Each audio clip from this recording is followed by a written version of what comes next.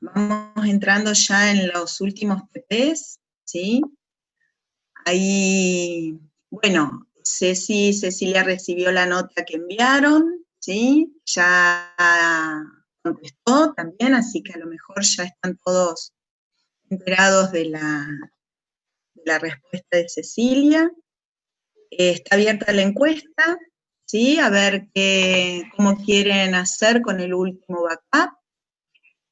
Y bueno, no se desesperen, creo que hicieron catarsis colectiva, ¿eh? No se desesperen, por ahí los agarró las devoluciones, los choqueó un poco, pero bueno, no lo tomen como que es algo definitivo, vamos a seguir generando oportunidades hasta que puedan mejorar la producción, y siempre, bueno, dentro de los tiempos que tenemos y sabemos que tienen exigencias de otras materias, ¿eh? Pero bueno, no se desesperen y me parece bárbaro que podamos entablar estos canales de comunicación porque, bueno, son momentos muy difíciles y complejos para todos, para ustedes, como alumnos en este momento también tan difícil y tan distante, para nosotros como docentes, que a veces nos sentimos muy, muy solos también hablando al vacío. Entonces, bueno, está bueno que podamos tener esta comunicación. No duden en hablar, en expresar lo que necesitan, lo que les parece mal, les parece bien, y bueno, siempre se encuentra un punto intermedio, ¿eh? Así que bueno, no sé, con respecto a eso, si tienen alguna pregunta, por ahí vamos a terminar la semana y el lunes, de acuerdo a cómo queda la encuesta, hacemos una revisión de los criterios y demás, pero creo que quedó bastante claro cuáles pueden ser las propuestas. Tengo miedo. ¿De no qué? tengan miedo. No tengan miedo, vamos, che. Tenemos que aprender todos de esta situación, ¿eh? Así que realmente estuvo muy bueno que pudieran, la carta estuvo muy bien hecha, no sé si participó una, dos, tres o medianamente todos, muy bien, muy respetuosas, se entendió muy bien lo que planteaban. Y bueno, justo nos habíamos también reunido, porque también percibíamos ya que venían desmoronándose un poco, venían con menos asistencia y demás, entonces, bueno, estábamos tratando ya de ir barajando algunas opciones, y bueno, se dio todo junto, se ve que estamos conectados de alguna manera, ¿eh? Así que bueno, no tengan miedo, no se desmoralicen, no tomen las devoluciones como algo catastrófico, sino que son observaciones para que puedan focalizar por ahí dónde han estado los errores y cuáles son las cuestiones groseras que necesitamos que queden claras, ¿eh? Igualmente, ante cualquier duda, yo trato de responder todos los mensajes que me llegan ahí por PEDCO, así que estamos conectados. Igualmente tenemos casi todos los días un encuentro en algún horario, así que también pueden usar esa vía para comunicarse, ¿ah? Así que bueno, no sé. Hola, yo tengo una Lucy. consulta. Sí. A mí el backup 11, no sé quién me lo corrigió, no me aparece ningún nombre y tenía ganas de consultarle para poder mejorar mi desempeño en ese backup, pero no sé a quién comunicarme. ¿Tenés la nota puesta y no tenés devolución? No, tiene nota y tiene devolución, pero no tiene nombre de la persona quien me hizo la devolución. Ah, bueno. Ahora me fijo, porque sí, sale con el que el profesor que lo corrige, sí. Claro, ahora busca Yo nuestro profe, a varios listado. le pasó lo mismo, ¿eh? A mí me pasó igual, que ¿Ah, no sí? me aparecía. Sí. Qué raro. Ah, mira. A ver, Bueno, es bueno que RS. nos digan, porque ¿Qué la tal, verdad profe? que... Buenas tardes. No, a mí tampoco me figura quién me corrigió el backup. A ver, ST. En la temática 9 y 10 sí aparecía, pero ya a partir del 11 no. qué raro. Sí, Los profe, que son de la A y la B, parece Ese- que es Emilio. ¿Quiénes son? Santos con la S, Claro, y hay Mariana algunos B. con la B. B Ah, bueno, no. Sí, hay L, varios. sí, hay muchos. Bueno, Qué bárbaro. Bueno, es muy sí, lo que extraño. pasa es. Bueno, escuchen, si ustedes tienen medianamente qué fue lo que les resaltó el docente, comuníquense con alguna de nosotras, preguntando, el docente me puso tal cosa, y qué es lo que proponen hacer o cómo lo interpretan ustedes, y nosotros les canalizamos la duda. Porque Claro, que fuimos copien, exacto, copien la devolución que les hizo el el docente, y nos lo envían si quieren por mensajito, me acerco y ahí ven. claro, porque en sí las que estamos fijas somos Cecilia, Silvia y yo. Y después los demás docentes, por esta cuestión de que tienen sus actividades asistenciales y demás, no están corrigiendo todos los acá. Algunos corrigen una partecita de uno, otros corrigen una parte de otro, entonces, bueno, fue un poco repartido. Entonces nos hacen la pregunta haciendo mención de qué fue lo que les dijeron en la devolución y nosotras les orientamos acerca de la corrección. ¿Les parece? Bueno. Buenísimo, gracias, profe. Muy bien. Bueno. Te dejo, Sil, así, a ver, sobre bueno. el backup. ¿Sí decía, Sil? No, que ahí se dice que se tenían que mandar las competencias, en realidad no, hubo ahí una confusión, pero bueno, el que las envió no va a haber problema. No hay problema. Este que viene es el último parcial, y sí, yo quiero terminar ya este curso. Este ya está, Terminamos el último ahora. parcial.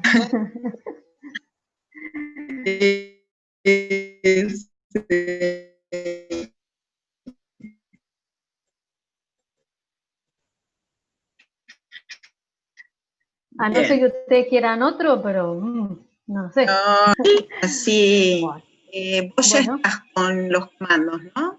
Tenés para abrir pantalla, todo. Sí, ahora voy a empezar. Vamos a empezar porque en realidad está es bastante largo el práctico, así que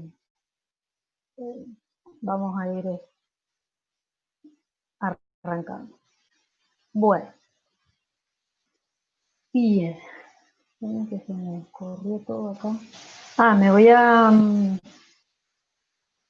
esperen que... bueno, Celi, vos vas a admitir un ratito más a los que están ahí esperando y después Sí, yo voy a... ahí está, que voy a frenar mi video para que no interponga con la conexión.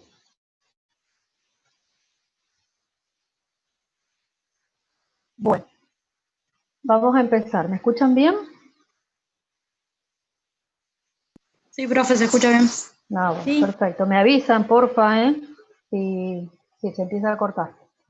Bueno, yo lo que hice fue hacerles un Power con lo del PDF porque así se veían algunas figuras se van a ver un poquito mejor, otras no las pude mejorar, así que bueno, vamos a hacer un esfuerzo para poder entender.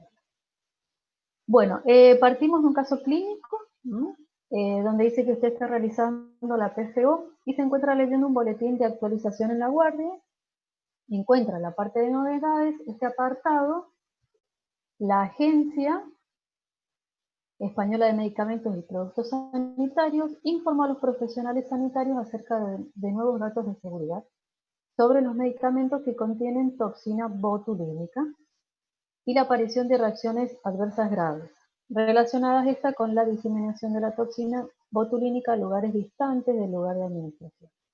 El informe fue realizado luego de que la agencia recibiera 12 notificaciones de casos graves, de los cuales 6 ocurrieron en niños y uno de ellos tuvo un desenlace fatal.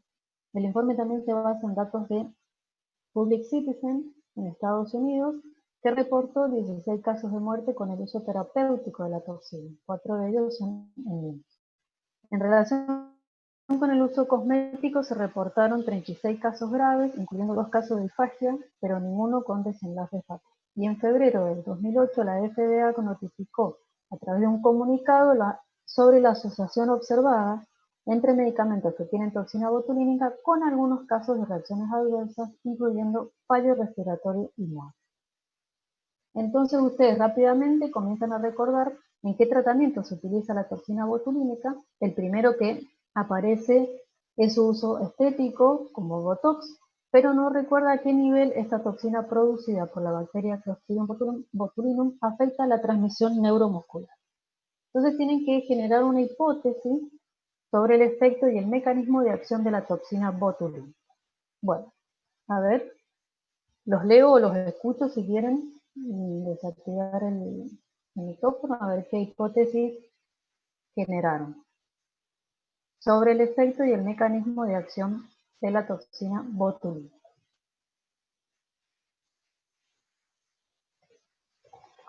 A ver, Valentina dice la toxina botulínica afecta la transmisión neuromuscular, la liberación de los neurotransmisores de las terminaciones presinápticas. Bueno, ¿quién más?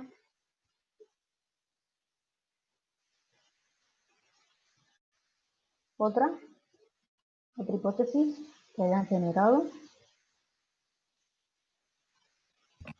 Sí, yo puse también que disminuye la liberación de acetilcolina. Ah, bien. Yamila dice la toxina botulínica inhibe las terminaciones nerviosas colinérgicas en el sistema nervioso autónomo. Bien. Milagros dice la toxina botulínica afecta a los canales de calcio. ¿Y a qué nivel serían? ¿En qué lugar de la sinapsis? Del botón sináptico. ¿Pre o post? Bien. Bien. Muy bien. A ver, Avi, la toxina botulínica inhibe la liberación de vesículas con acetilcolina, lo que genera parálisis en miembros superiores. Bueno, pero esa me parece que ya fue ir a buscar directamente la respuesta. Abril dice la toxina botulínica bloquea la luz del canal del receptor de acetilcolina, inhibiendo la transmisión sináptica. Camilo, la toxina botulínica afecta a la unión neuromuscular, impidiendo la unión del neurotransmisor acetilcolina a sus receptores, causando parálisis. Bueno, bien. Bueno, seguimos. Bien. Perdón. Dice, para poder analizar su hipótesis, si es verdadera, tenemos que ver cómo las estructuras que soportan el intercambio de información a nivel neuromuscular. Lea el siguiente texto. Dice, los músculos esqueléticos están controlados por motoneuronas alfa, que son neuronas colinérgicas, cuyos somas se encuentran en el asta anterior de la médula espinal y en los núcleos motores de los pares craneales. La unidad motora es el conjunto formado por una motoneurona y las fibras musculares esqueléticas que esta motoneurona alfa inerva. Es una unidad funcional, ya que cuando una motoneurona alfa genera un potencial de acción, se contraen las fibras musculares que inerva. Y también es una unidad estructural, ya que las fibras musculares denervadas no se contraen, sino que también se atrofian. Las unidades motoras son heterogéneas, existen 3 tipos, y difieren tanto por las características de las motoneuronas alfa como de las fibras musculares que la conforman. Todos los músculos poseen los 3 tipos de unidades motoras, pero en diferentes proporciones, con distintas características morfológicas, bioquímicas y funcionales. Entonces, se tiene que hacer un dibujito con la información que les da el texto. Bueno, más o menos, ¿qué dibujito pudieron hacer? ¿Cómo sería el dibujo con esta información?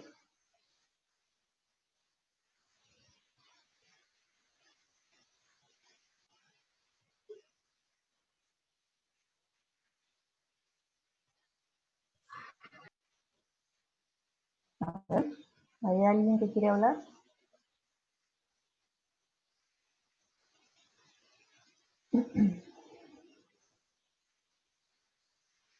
¿Cómo sería? De una manera simple podríamos dibujar un corte transversal, por ejemplo, de la médula, y en el asta gris anterior, o sea, hacer un circulito en el asta gris anterior como si fuese el cuerpo neuronal, y desde ahí hacer, bueno, el axón y una división del axón que impacte sobre diferentes, en un músculo que está conformado por diferentes fibras. Bien. Y entonces, ahí, ¿cuál sería en realidad la unidad motora? Y la unidad motora es el conjunto tanto de esta motoneurona alfa y las fibras que va a inervar. Por ejemplo, si se divide en 3, inerva 3 fibras, bueno, esas 3 fibras más ese axón y el soma sería toda la unidad motora. Perfecto. Bueno, ¿están todos de acuerdo?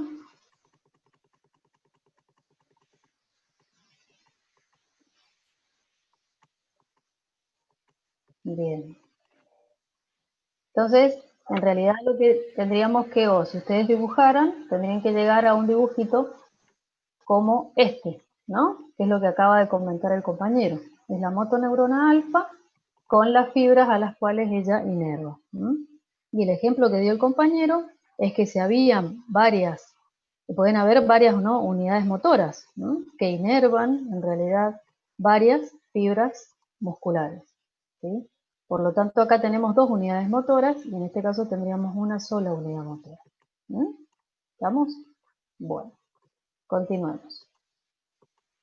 Ahora les dice que la motoneurona alfa se la denomina vía final común, ya que recibe e integra información de distintos lugares del sistema nervioso central que llega al músculo. En el modelo incorpore todas las aferencias que a su criterio recibe la motoneurona alfa, señalando el origen de dicha aferencia. Bueno, pero primero vamos a ver este corte, y quiero que me digan qué tipo de corte es.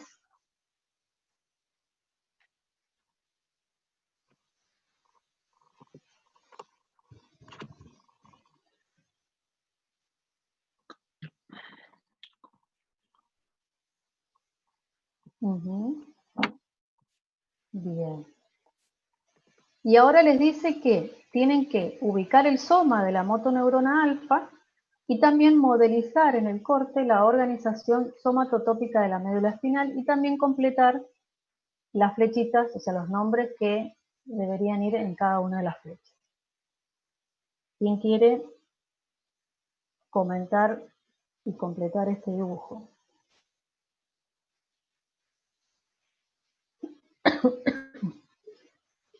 Bueno, ¿dónde estaría el soma de las motoneuronas alfa? ¿En qué parte?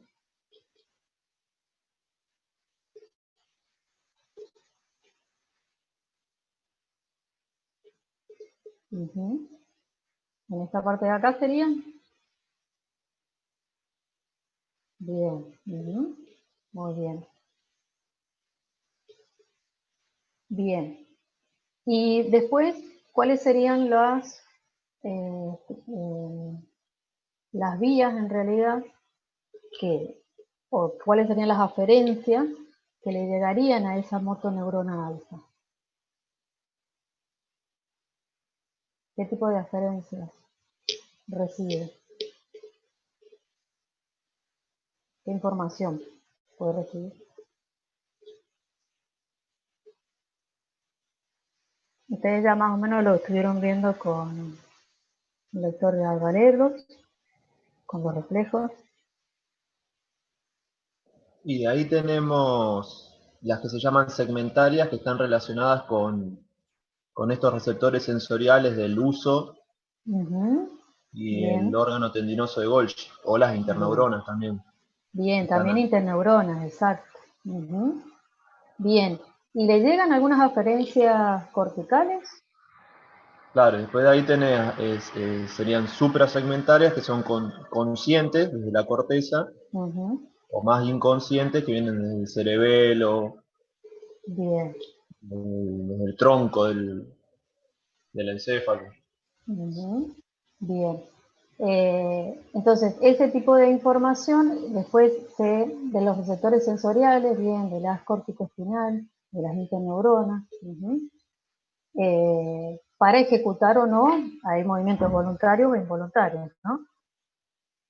Bien, y entonces, ¿cuáles serían, qué estructura, no estructura, sino estas flechitas, cuáles serían las nombres de las vías que están acá? Por ejemplo, esta, ¿cuál sería? ¿Qué vía es? Esa, Esta. el gordito es córtico espinal, puede ser lateral. Bien, ujú, muy El de bien. abajo, el ¿Y el rubro de espinal. abajo? Bien. ¿Y este? ¿Este que está acá? ¿Ese es el vestíbulo, puede ser? ¿Vestíbulo espinal? No, en realidad este es el vestíbulo final. Yo puse el retículo Ah, espinal medial. Bien. Ujú. lo tenías. ¿Cómo es entonces Este es, el...? Sí, ese que está este, ahí. este es el retículo espinal vulvar. Y este Ah, es el retículo espinal pontino. ¿Sí? bien. Y estos son el vestíbulo espinal, que es el que vos nombraste. ¿Y este cuál sería? El tecto Este, espinal. el tecto espinal, muy bien. Ujú. Bueno, entonces, les tendría que quedar así, ¿sí?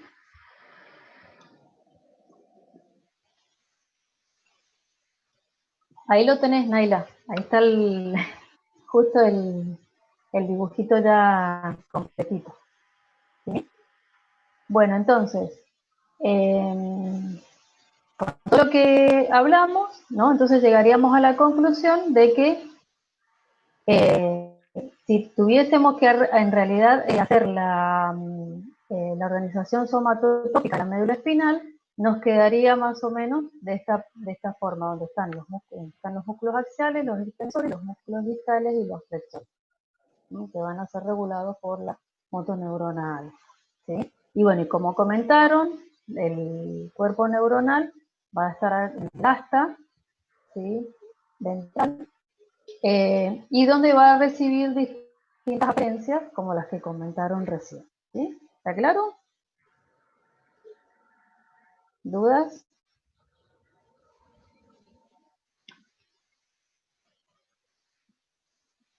Bueno, continuamos. ¿Sí?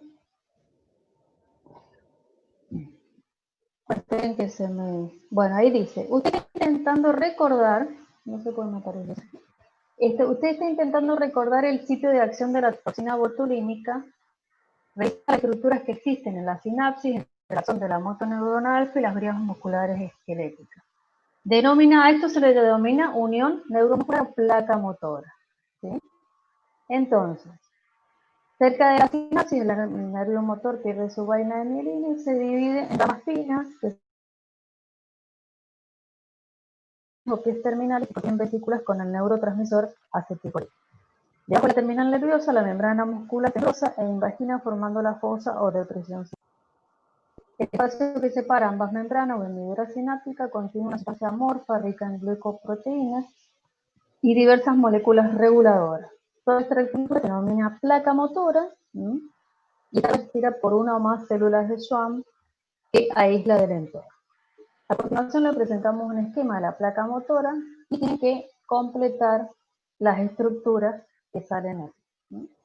Entonces, en este caso, esta flechita, ¿a qué indicaría? El axón. Estructuras, ¿sí? Acá el potencial de acción no es una estructura mucho, ¿sí? Puede ser el axón, sino que otra cosa más. El cono. El cono neural puede ser. El cono tendría que estar más arriba. No. No La- podría ser sino la mielina. La mielina, exacto. Podría ser Ujú. así. Bien. ¿Y esto de acá? Si es estructura, ¿no? No nos vayamos a como el compañero, un potencial de acción. Claro, yo a eso le puse impulso nervioso. Ujú, bueno, no es una estructura. ¿Sí? ¿De la flecha esa?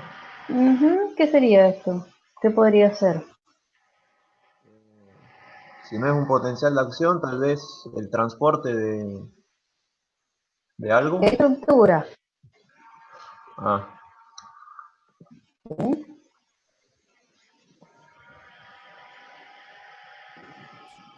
Acá dice microtúbulos, terminal axónica, neurona sináptica.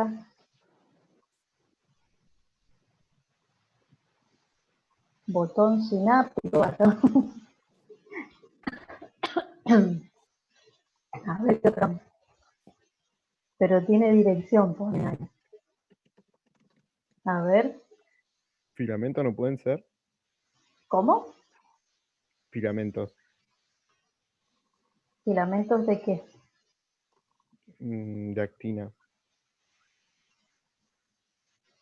Pero no, en realidad ahí tendría que ser una estructura, una microestructura, ¿sí? Ah, no, está Acá, en esta parte de acá. Ahí dicen los nódulos de Ravier.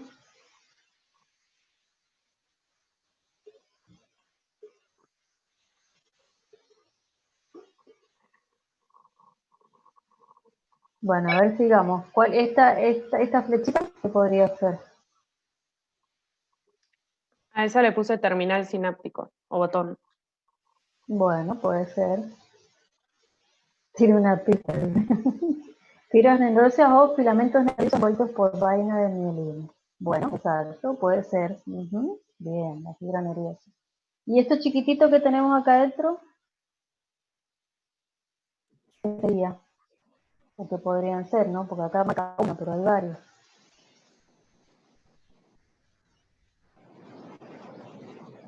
la vesícula. Bien, la vesícula. Ujú. Muy bien. Bien, ¿y acá? ¿Esta flecha? ¿Esos no serían canales de calcio? ¿Canales de calcio? Bien, los canales de calcio. Muy bien. ¿Y esta estructura que está acá? Que parece un riñoncito. ¿Qué es lo que marca acá? Mitocondria. Bien, son canales. Mitocondria. Mitocondrias, muy bien. Y estos son, ahí como dicen, son canales de calcio voltaje dependiente. Muy bien. ¿Y esta flechita?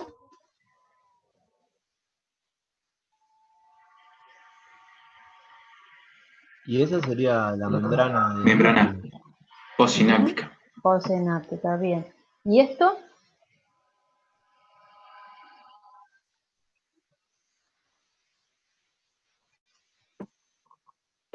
La ligadura, ¿qué dicen? La placa motora, ligadura.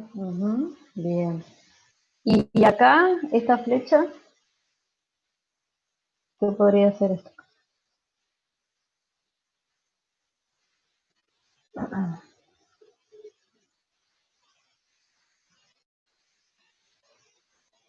¿Esta flecha? Bien, la membrana postsináptica. Muy bien. Bueno, por ahí otros gráficos son un poquito más completos. Por ejemplo, como este, ¿no? Que tenemos que la célula de Schwann era la que podía llegar a ser lo que tenemos marcado a lo mejor acá. Sí, acá, en esta parte de acá. La célula de Schwann. Bueno, en realidad, bueno, estas serían todas las estructuras que tenemos en la tanto en el botón presináptico como en la placa motora. ¿Cuál flecha? Esta, la de eres el nervio, ¿sí? Bueno. Bien.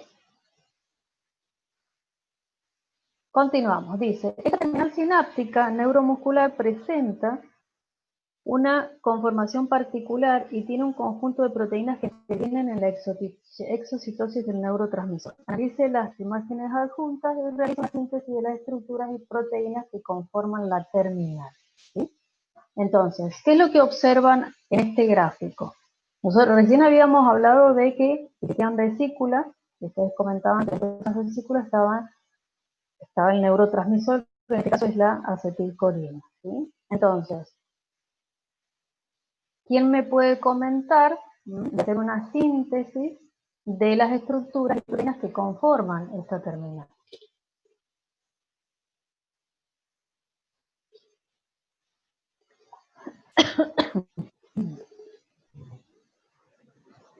A ver, los escucho.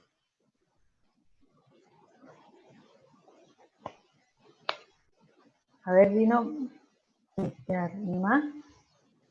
O no sé quién es el que hablaba recién.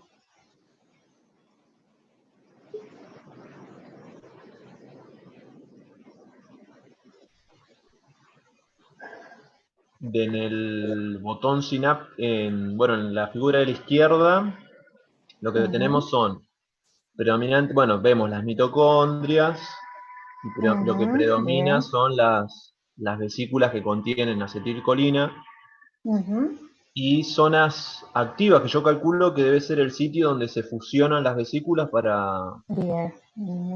para liberar el neurotransmisor. Bien. Que Y vendría el a ser otro en realidad sí, parecido a esto, ¿no?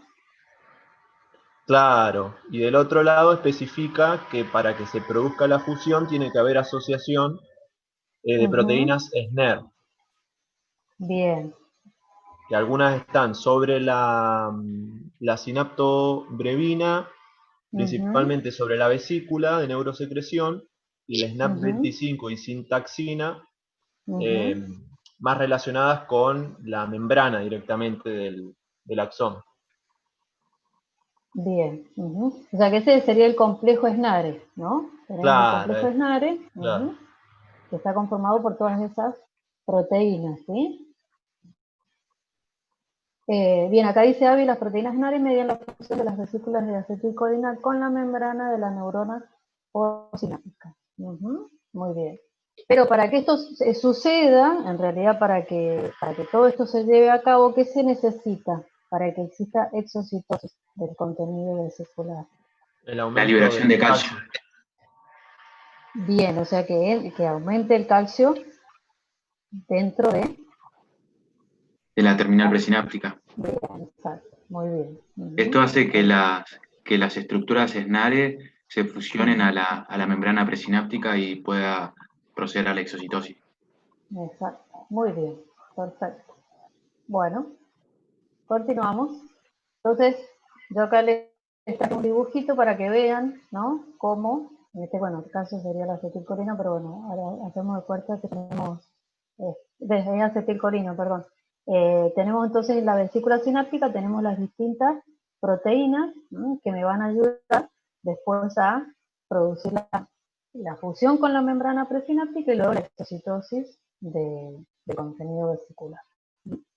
Bien, entonces, para comprender íntimamente el mecanismo de acción de la toxina, también hay que repasar los eventos electrofisiológicos que se desencadenan una vez que la motoneurona alfa es estimulada.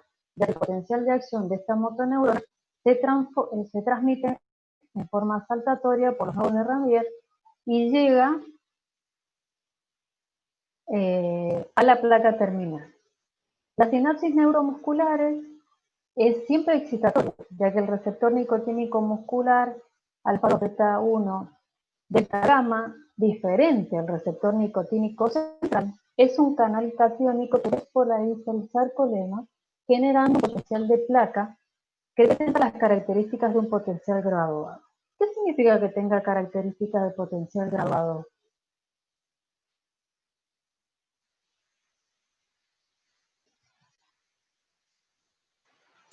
¿Puede ser que se puedan sumar espacial y temporalmente?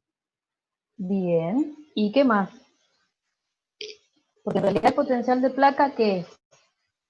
Es un potencial que ¿dónde se genera? En la membrana del músculo, o sea, en la Bien, fibra o sea, muscular. es un potencial postsináptico Excitatorio. excitador. Excitatorio, Bien. siempre es excitatorio. Exactamente, siempre excitatorio. Como dijo la compañera, entonces se puede sumar. ¿Sí? Bien, es un potencial local, bien como lo dice ahí, y graduado es bien, porque su voltaje en realidad será mayor cuanto mayor sea el estímulo. ¿Estamos? Bien, entonces dice, en el siguiente modelo se esquematiza el proceso de neurotransmisión en la placa motora. Escriba una síntesis que la ponga en funcionamiento. ¿Sí? Puede apoyarse en el ítem donde escribió las estructuras involucradas en la sinapsis. Entonces, señale qué estructuras se marcan como A, B y C y D. ¿Qué sería? La A, ¿qué es? El nervio. Bien. ¿Y la B?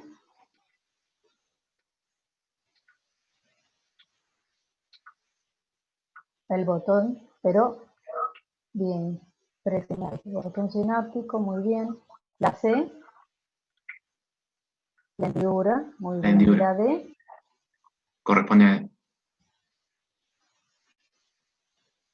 ¿Y la D? Membrana postsináptica. Muy bien, perfecto. Entonces, hay una secuencia de eventos, ¿no? O de procesos que se van dando, por ejemplo, el número 1, ¿qué sería? Yo coloqué, profe, el potencial de acción que Bien. alcanza la acción terminal. Muy bien. Entonces viene un potencial de acción, ¿no? Luego en el 2, ¿qué sucede? Que se abren los canales de calcio dependiente de voltaje y Bien, esto pero ¿por permite, qué se abren esos canales? Porque se despolariza la membrana. claro, llega al umbral, Bien, son canales dependientes de voltaje. bien, exacto. Entonces hay una despolarización y eso genera la apertura de estos canales de calcio voltaje dependiente, generando la entrada de calcio. Y en el punto 3, Es el proceso por el cual el calcio se une a las proteínas de SNARE y permite la exocitosis, fusionándose la membrana de las vesículas y la membrana presináptica, bien, entonces se genera ¿qué cosa? la liberación del neurotransmisor. Muy bien. Bien. Y luego en el 4, ¿qué pasa en el 4 acá? ¿Ustedes ven bien los dibujos? ¿Están bien o están medio...? Sí, se ve bien. Y el 4 Bueno. sería la unión de la acetilcolina con el receptor nicotínico que lo activa. Y eso permite el sodio a la membrana postsináptica. Bien. Son canales ligando dependientes. Bien, son inotrópicos. Y ligando perfecto. Necesita que se unan 2 moléculas de acetilcolina para que se pueda generar la apertura bien del receptor, del canal en este caso. Y el 5, que se ve ahí muy chiquitito.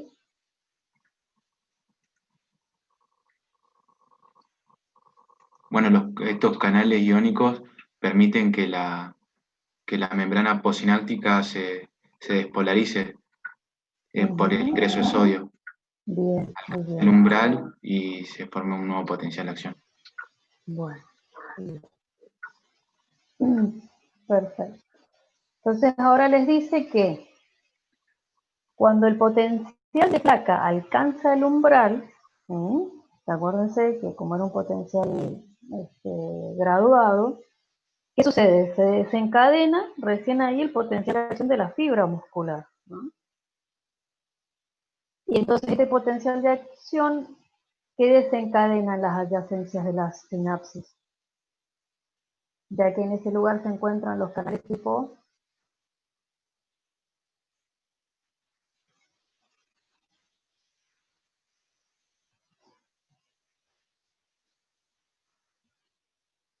a ver, lo vuelvo a leer. Los Cuando el voltajes potencial de dependientes. placa, Sodio. voltaje Canales dependiente, bien, pero ¿de qué? ¿De qué de tipo sodio. de ion? De Ah, sodio predominantemente. de sodio.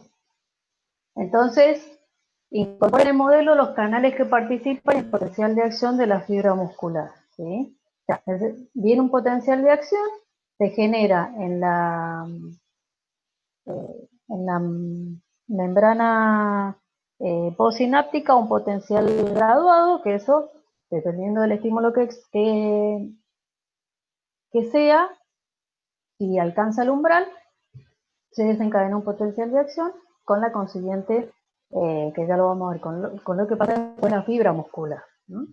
Entonces, le dice que en la unión neuromuscular hay un factor de seguridad elevado en condiciones normales, porque cada impulso que llega a la unión neuromuscular libera más acetilcolina que la necesaria para asegurar que se genere el potencial de acción en la fibra muscular. Ello quiere decir que el potencial de placa generalmente alcanza el valor ¿Del umbral? del umbral, exacto. O sea que nos aseguramos sí o sí de que se genere un potencial de acción. Por eso se liberan muchísimos cuantos de acetilcolina. ¿Ah? ¿Estamos? Entonces, yo acá encontré un dibujito como para que ustedes pudieran ver que esto sería, este es el factor de seguridad. Es decir, que sí o sí va a alcanzar el valor umbral para poder desencadenar un potencial de acción. ¿Estamos de acuerdo? Entonces, tenían que colocar y completar los valores siguiendo este gráfico. Este es un gráfico de un potencial de acción de una fibra muscular esquelética, donde acá tenemos el potencial de placa y luego el potencial de acción. ¿Sí? Acá es donde arriba un potencial de acción en la terminal axónica, y lo que genera es un potencial de acción. Entonces, el valor de potencial de membrana, ¿de cuánto es? ¿De cuántos milivoltios es en el músculo esquelético? Es de menos 90. A ver.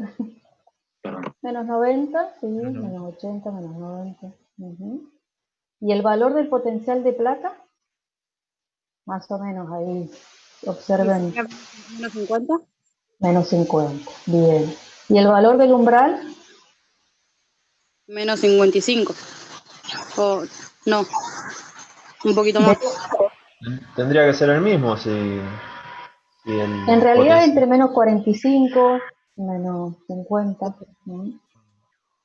¿Y el valor del potencial de inversión? ¿De cuánto es más o menos? 5.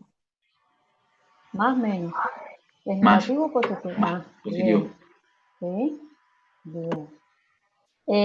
¿Y el tiempo de potencial de acción de cuánto estamos hablando? ¿De cuántos milisegundos?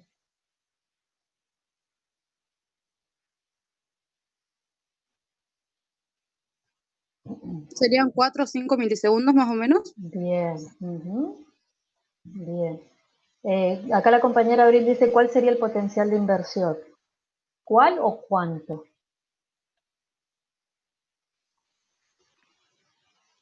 ¿Estás preguntando el valor? ¿Y cuál es defínanme qué es el potencial de inversión?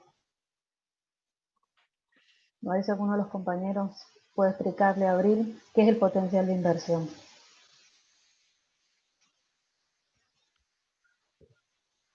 Sería Básicamente, cuando... no. Dale. Dale vos. No, dale vos con confianza nomás. Sería en el momento en el que los canales de sodio se cierran y se terminan de abrir los de potasio, y ahí se genera la inversión justamente del potencial, que pasa de ser positivo a más negativo. De pasar de ser, perdón, se me cortó, por eso no te escuché. ser más positivo a más negativo, o sea, por la entrada, por el movimiento de los iones. Deja de entrar el sodio y empieza a salir el potasio. Bien, muy bien. Bueno, y el periodo refractario absoluto y el relativo, más o menos, ¿cuántos milisegundos abarca el periodo refractario absoluto?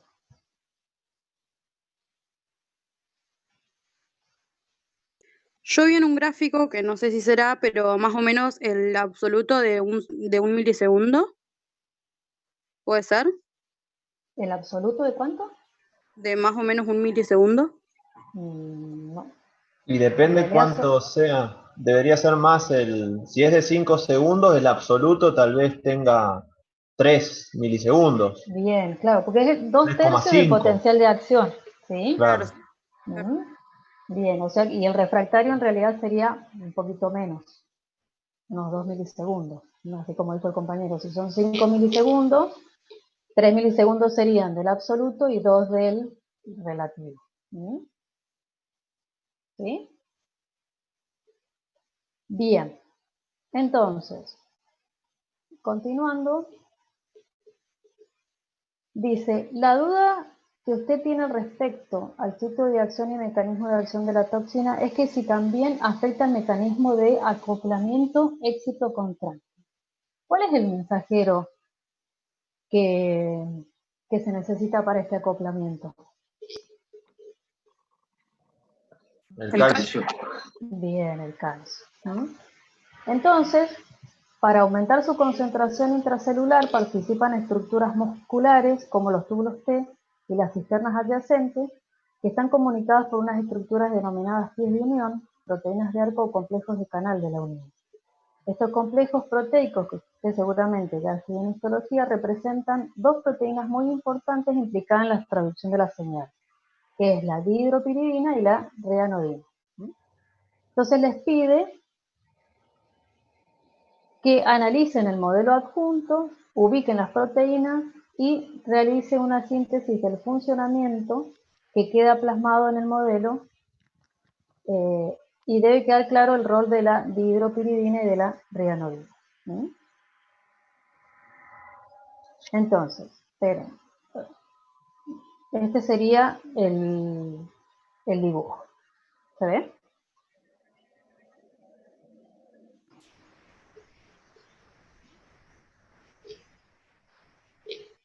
Tienen que analizar el modelo y ubicar estas proteínas, dónde están, la dihidropiridina y la reanodina, y además hacer una síntesis del funcionamiento, o sea, cómo es que funcionan estas proteínas.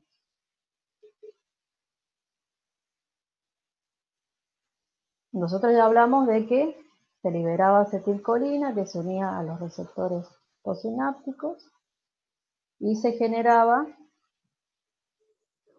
algo. Sería que cuando se produce la despolarización de la membrana, viaja a través de todo lo que sería el sistema de túbulos T, en donde están estos receptores de dihidropiridina, estas proteínas, Bien, que están ancladas en la membrana del túbulo T. Y eso está acoplada a los receptores de reanodina. Entonces, cuando se produce la despolarización de la membrana, en el de dihidropiridina se produce un cambio conformacional que hace que se abra el canal de reanodina, el receptor, y desde ahí salga calcio desde el retículo. Bien, y esto genera entonces un aumento del calcio intracelular. Entonces, lo que pasaría sería esto, ¿no? Como dijo la compañera, se genera un cambio Sería una conformacional. activación mecánica, ¿no? ¿Cómo? Sería una activación o acoplamiento mecánico, ¿no? Sí, exacto. O sea, primero, o sea, estos canales, ¿sí? Son voltaje dependientes. ¿Estamos? Entonces, son canales de calcio voltaje dependientes, por lo tanto, van a generar, cuando se despolarice, ¿sí? Van a cambiar la conformación y generan una apertura de las proteínas que son la reanodina, que lo que hacen es generar la salida del calcio dentro del sarcoplasma. ¿Está? Ahí dice, las proteínas reaninas están acopladas a canales de calcio en membrana del retículo. Favorece que el calcio se libere desde el retículo, bien, hasta el sarcoplasma para que se produzca el acoplamiento excitocontrol. Muy bien. Bien. Esto pasaría en el músculo. ¿Qué tipo de músculo? Músculo esquelético. Bien, y ahí les dice que tienen que, porque en realidad en el cardíaco, ¿no? También están estas proteínas. Pero hay una gran diferencia. ¿Cuál es? Si observamos este modelo.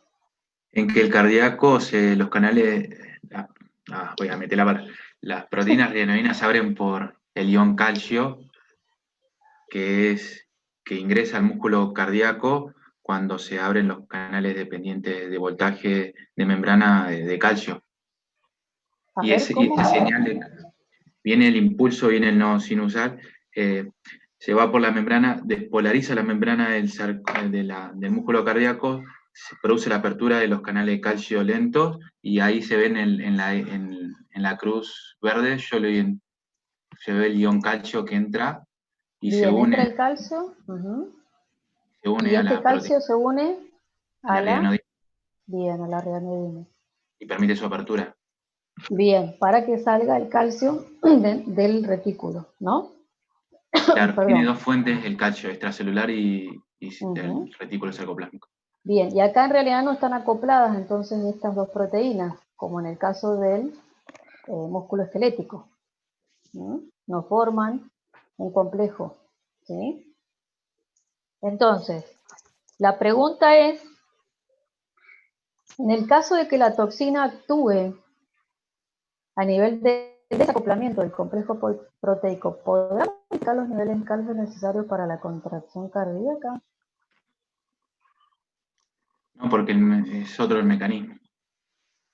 Bien, Es otro, no es un acoplamiento mecánico, es un acoplamiento, es un mensajero iónico que permite la apertura de las proteínas reanodinas.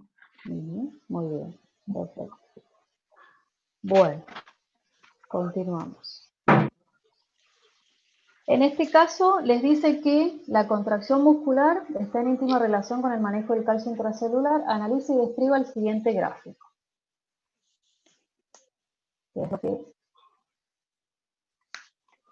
¿Qué sucede en este gráfico?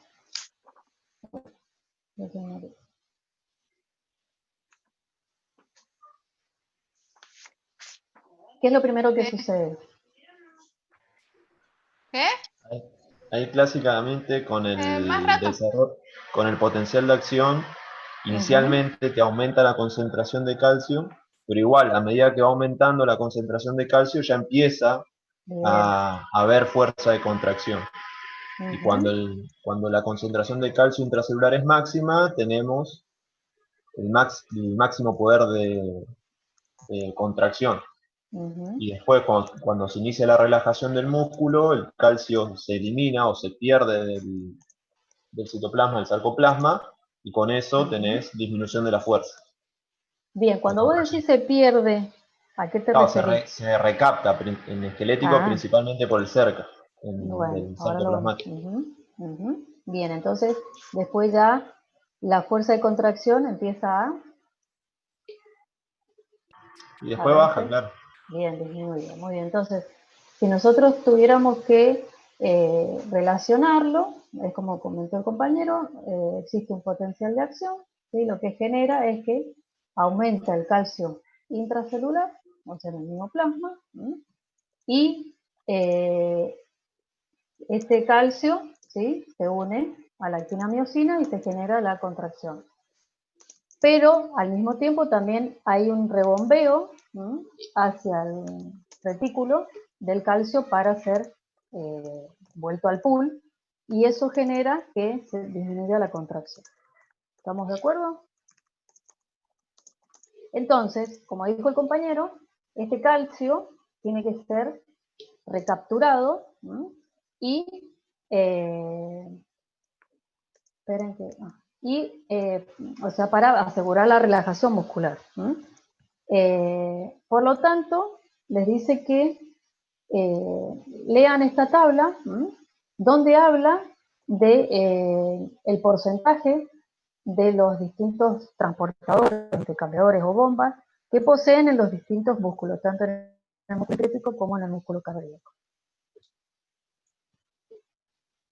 Y tienen que hacer un dibujo ubicando este tipo de transportadores, intercambiadores o bombas. El gráfico anterior, me parece que ese gráfico es este.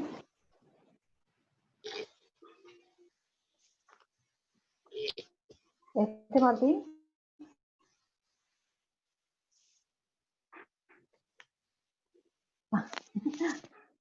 Ah, bueno. Es de Bernie Levy, ¿eh? Así que, bueno. Entonces, ¿dónde ubicarían cada uno de estos transportadores o intercambiadores? El Por cercano ejemplo. está en la membrana del retículo sarcoplásmico y es una bomba dependiente ATP-ASA. Bien, perfecto. El NSX yo lo ubiqué en la membrana del músculo y es un intercambiador de sodio-calcio. Calcio, bien. O sea, en este caso, ¿qué haría el NSX? ¿Cómo sería el intercambio? Saca el calcio y mete el sodio. Bien. ¿Y los PMSA? La membrana Esa es también. una bomba. Bien. ¿Dónde está ubicada? ¿Dónde podría estar ubicada en realidad? La membrana. ¿Pero de dónde? Apical. ¿Cómo? En la membrana Membrana plasmática. En la membrana plasmática. ¿Sí? Bien. ¿Y el MSU? Bueno, te lo está diciendo ahí. La mitocondria. Bien. La mitocondria. Bueno, entonces más o menos sería algo así, ¿no? Ay, espera. Dijimos que los NSX estaban en la membrana, por lo tanto es un intercambio con calcio y sodio. Y también tenemos en realidad la bomba, esta bomba de la que hablábamos, el MPCA, está en la membrana. Y el cerca es el que lo tenemos acá, ¿sí? En la retícula. Micaela, ¿el PMSA dónde está? En la membrana plasmática. ¿Sí? Que sería esto. Bien.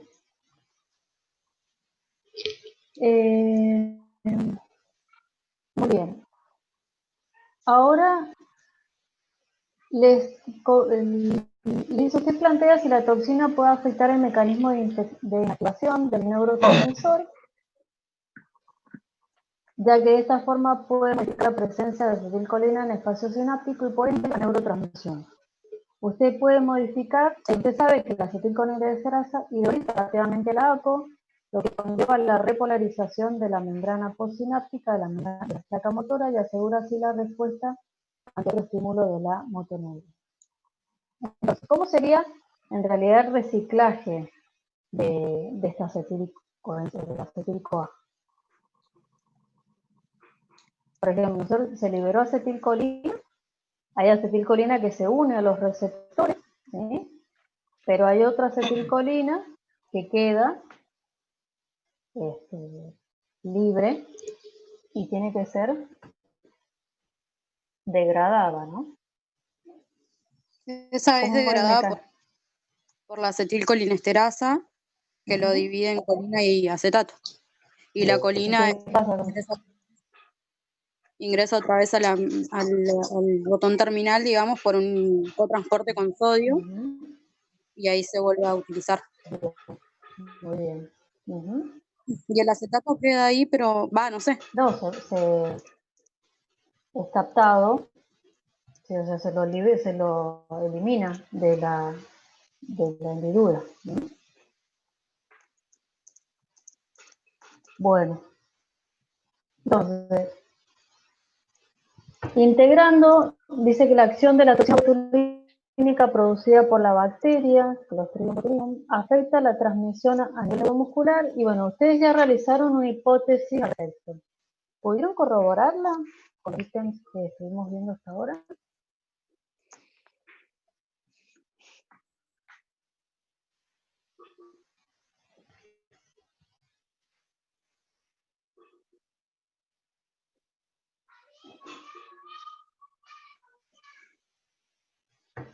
¿Sí o no? No los escucho. ¿Ustedes me escuchan a mí? Sí, profe. Por ejemplo, a ver, las hipótesis que comentaron al principio, ¿hay alguno que la pudo refutar o aceptar? Yo, por ejemplo, la que había hecho la pude refutar porque yo había puesto que bloqueaba los receptores de acetilcolina, pero no ese es el mecanismo. Bien. ¿Y el resto de los compañeros que generaron hipótesis?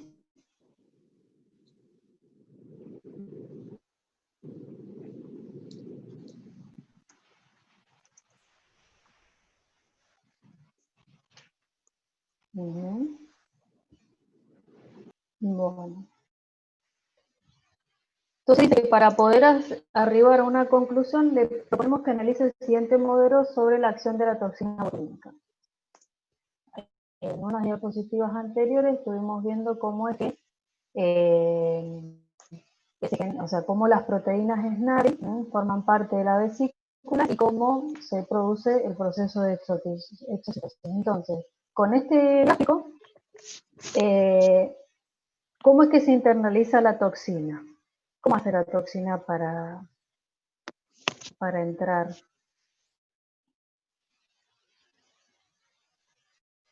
al botón, ahí al nervio? ¿Ven el gráfico o el modelo? ¿Se ve? Sí, ingresa por endocitosis. En este caso. Una Bien, pero... endocitosis me da por receptores, me parece. Bien, exactamente. Y luego que es endocitada, ¿qué sucede?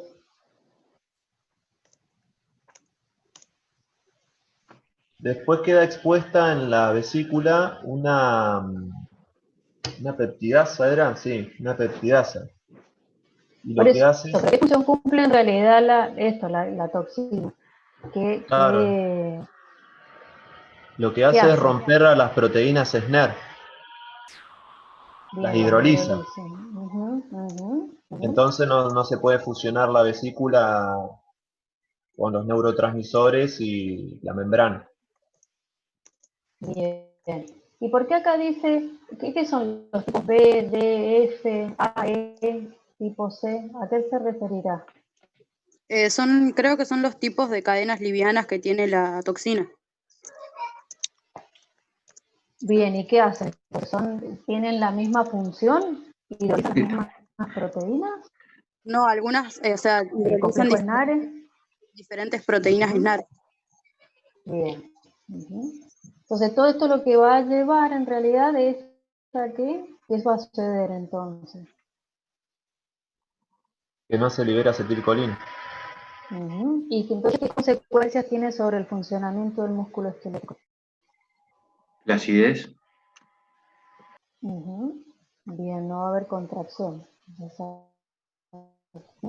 Dice, ¿y puede ser esta toxina, o sea, toxina utilizada clínicamente para otras patologías, además del uso estético?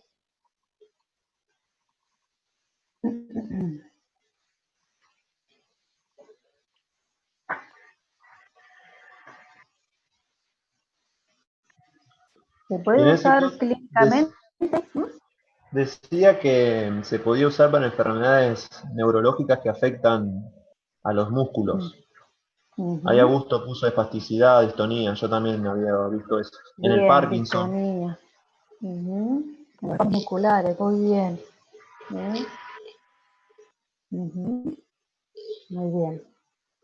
Bien, no solo para sacar las arrugas, sino para, eso sería estético, sino que clínicamente también se utiliza. Bien. Profe, ¿cuál es cómo se hace eso de las... No lo entendí por qué para las arrugas.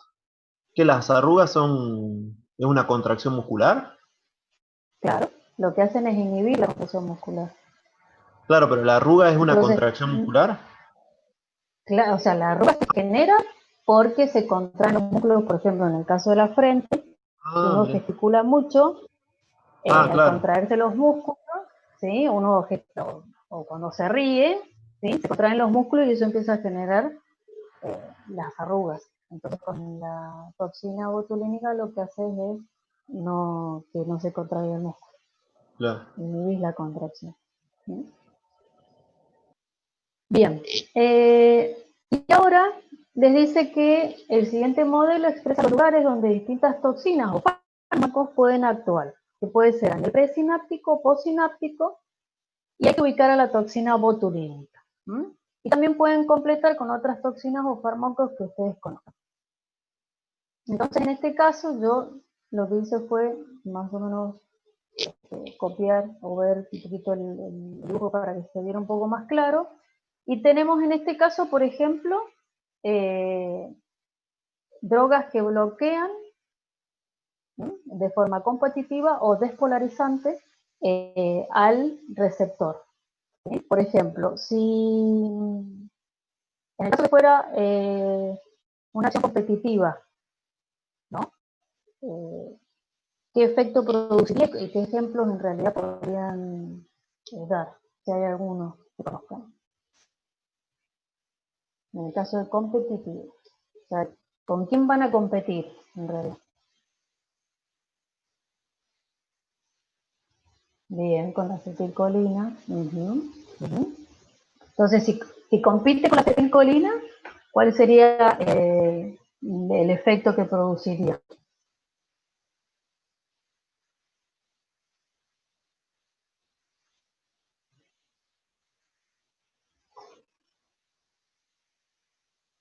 Y bueno, ¿cuál sería? El Augusto.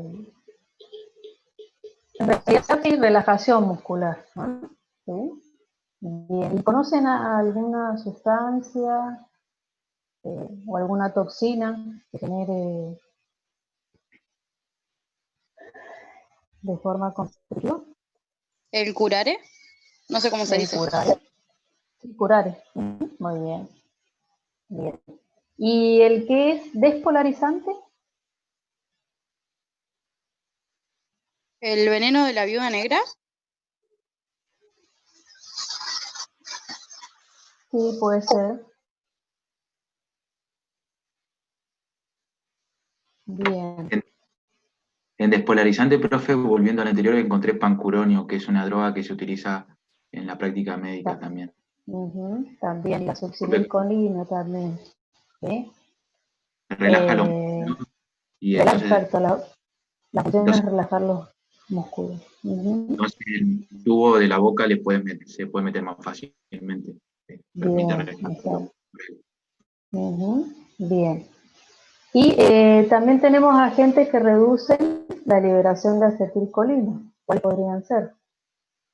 Unos pueden ser a nivel de inhibiendo en realidad el ingreso de calcio o, como hablábamos hace un rato, en la exocitosis o la fusión de la vesícula en la membrana presináptica. ¿Sí? Entonces, en este caso, ¿a quién pondríamos acá? Y ahí a la toxina botulínica. Bien. ¿Cuál es la conotoxina? ¿De dónde proviene?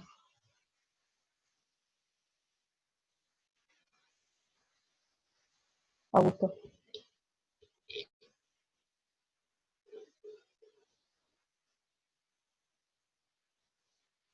¿De ahí conoce algún agente que pueda llegar a influenciar sobre el flujo de calcio?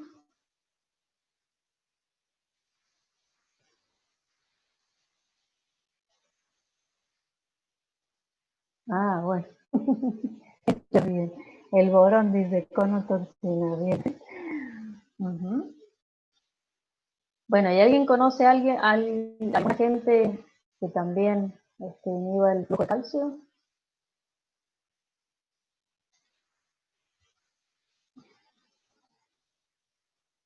Bueno, y acá en la transmisión, en realidad sería la colinesterasa, ¿no?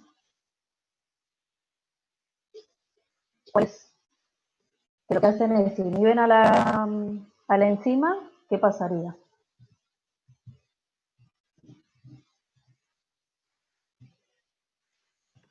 ¿Es una contracción permanente? Porque tenemos qué cosa. ¿Es que mucha acetilcolina en los receptores? O Bien. eso sería como, claro, lo que dijeron. En realidad ahí el tétano, ¿cómo actuaría? Ah, tetania, me están diciendo, no la enfermedad, sino Martina, ¿te referís con tetania? Es por la contracción. Ah, está bien, bien. Bien, ¿y acá alguien encontró alguna sustancia que pueda inhibir a la colinesterasa?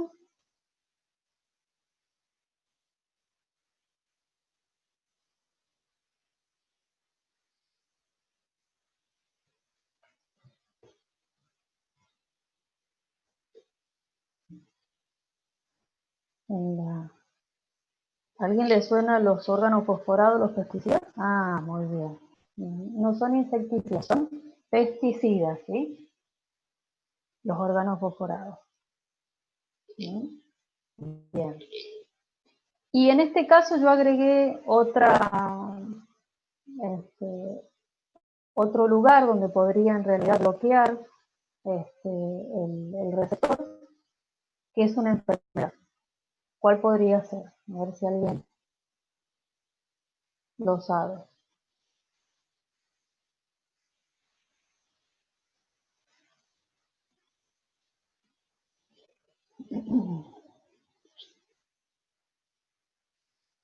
Acá inhibe al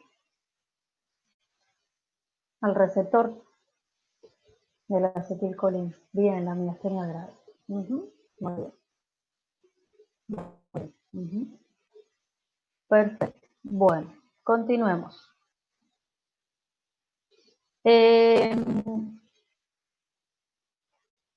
Quisiera que me respondieran cuáles serían los músculos antigravitatorios y por qué se denominan así. No creo que los distintos músculos, porque si no, no vamos a llegar. ¿Cuáles serían los músculos antigravitatorios? Flexores, extensores, ¿y por qué se los denomina así?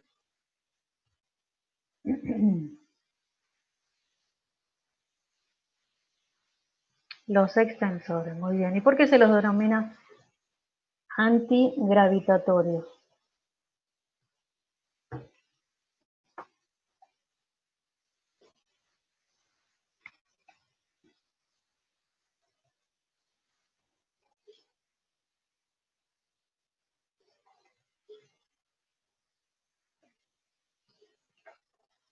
¿Mm?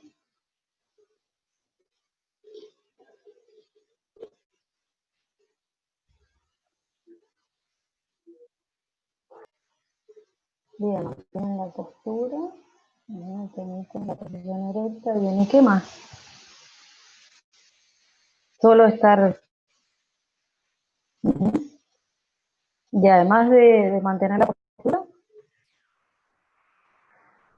¿Son importantes en la marcha, puede ser también? Bien, exacto, ¿sí? No solo mantenernos erectos, sino también en la locomoción.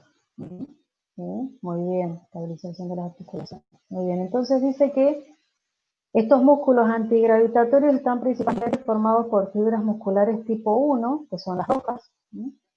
Entonces, ¿cuál de estas tres tipos de fibras son la unidad motora tipo 1? Y hay que justificar la elección describiendo los gráficos de fuerza de contracción de la unidad motora seleccionada como tipo 1.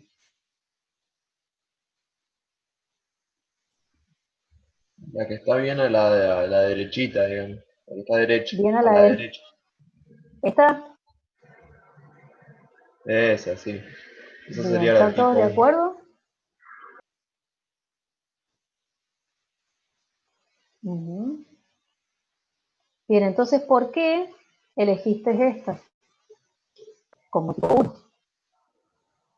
Bueno, ahí tenemos en cuenta que las fibras de tipo 1 generan poca fuerza de contracción y el tiempo de contracción también se mantiene en el tiempo, digamos. Es más, lleva mayor tiempo la contracción. Entonces, principalmente por eso. Ujú. ¿Y alguien quiere hacer alguna cosa más?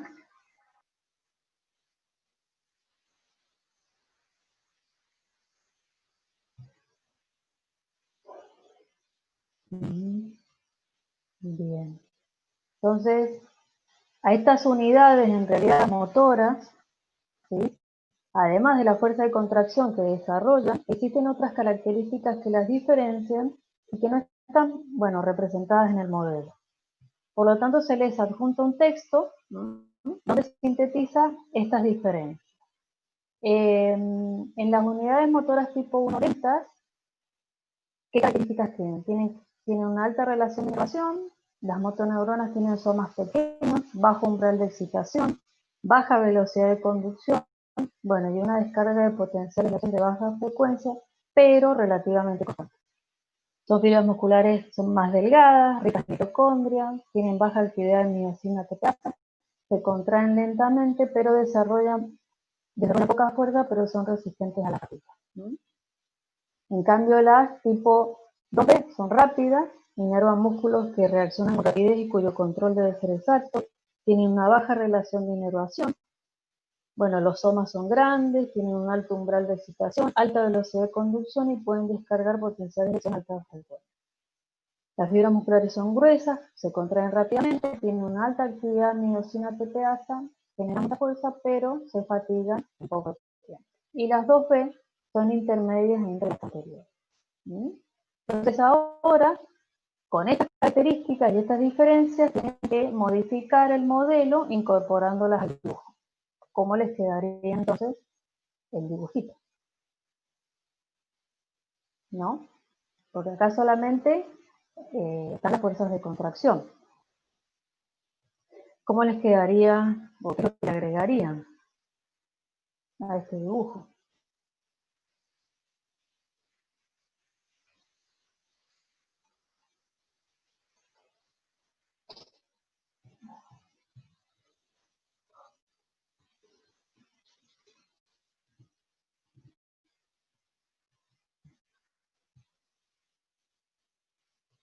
Por ejemplo, el soma. ¿Podrían modificarlo? Y el soma en la 1, por ejemplo, tendría que ser más chico. Y en las de tipo 2, el A, un poco más grande, y en la de tipo B, uno más grande todavía, por ejemplo. Bien. ¿Qué más? Después, con respecto a la inervación, se podría... Y sí, por ejemplo, la 1 Bien. inervaría muchísimas fibras, pondría, no sé, 10 fibras, ponele, como para hacer algo. Y después las otras, un poquito menos. La de tipo B, como decía, de una a ponerle 3, y la otra, no sé, 5. La de tipo A, 5. Bien. Y después ahí, como decían los chicos, el tema de las mitocondrias y eso, en las fibras musculares. Bien, perfecto. Y entonces, en realidad también, bueno, ahora tenemos un cuadrito donde tenemos que colocar las diferencias que hay de la tipo 1 y la tipo 2, que acá tenemos estas se llaman rápidas o glucolíticas, ¿no? La tipo 2. Y la tipo 1, lentas oxidativas. Entonces, Vamos a hablar primero de las reservas de triglicéridos. ¿Cómo serían las tipo 1? Altas. Bien, ¿y en la tipo 2? Los tipo 2 son más bajas. ¿Y las reservas de glucógeno? Bajas en tipo 1 Claro. y altas en el 2. Claro. ¿Reserva de creatina fosfato? La de tipo 1 baja y la de tipo 2 más alta. ¿Reservas de ATP? Baja en 1 y alta en 2. ¿Capacidad de consumir ácido láctico? En esta, en la 1.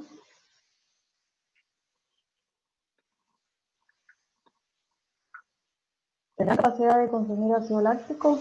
Yo le puse alta en la tipo 1 y baja en la 2. Igual yo. ¿Por qué?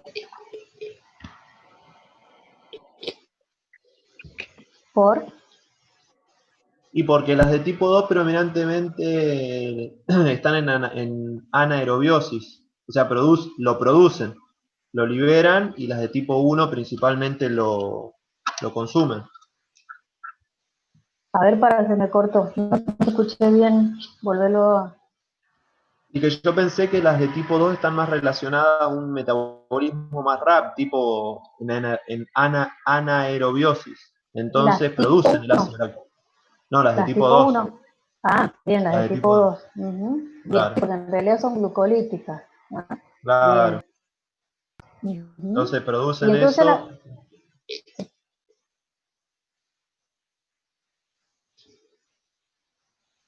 Sí. No, profe, siga No, usted que la pensé que se profe. te había cortado.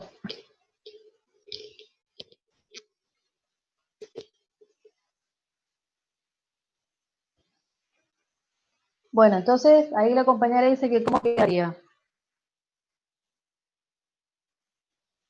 Y quedamos que tenemos en las de tipo 1 eh, alta capacidad de consumir ácido láctico, y en las de tipo 2 baja.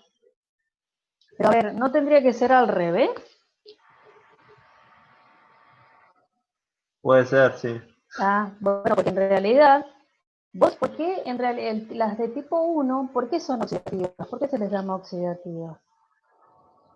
Y porque tiene más oxígeno, digamos, le llega más oxígeno. Y oxidan Sí, pero, principalmente los triglicéridos. bueno, ¿y qué tienen para poder oxidar eso? Muchas mitocondrias. Muchas mitocondrias, exacto. ¿Sí? Entonces, en realidad no te van a producir, en realidad no van a consumir ácido láctico. Ah, Pues no van a tener... yo lo había pensado el tema de consumir es que cuando se liberaba ese ácido láctico, lo podían captar y metabolizarlo. Sí, pero ¿cómo lo metabolizarían si tienen poca capacidad glucolítica? Claro, ¿Sí? claro, claro. Bueno, Entonces entonces, sería. el número de capilares que llegan al músculo, ¿cómo estaría? Entonces ¿Está era al bastante revés, profe, irrigado o ¿no? poco Disculpe. irrigada? Sí, o sea, la capacidad de consumir ácido láctico es bajo en las tipo 1 y alto en las tipo 2. Claro.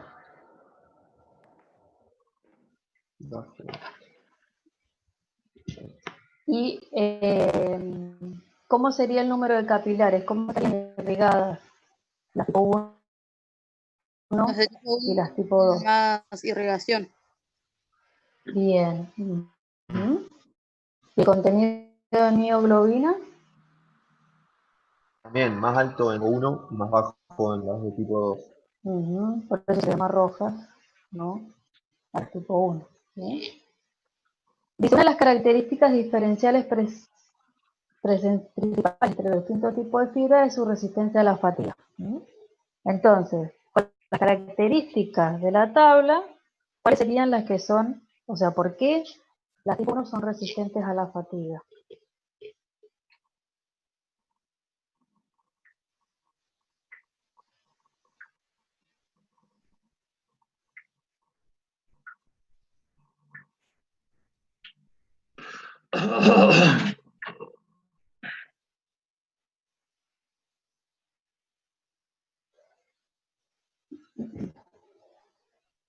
Sobre todo por su gran cantidad de capilares que lo irrigan y el contenido de mioglobina que le brinda el oxígeno necesario.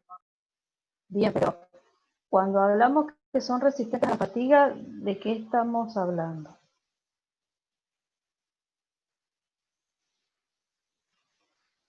¿Qué significa que no se fatiguen? Eso lo vieron con Federico, ¿puede ser?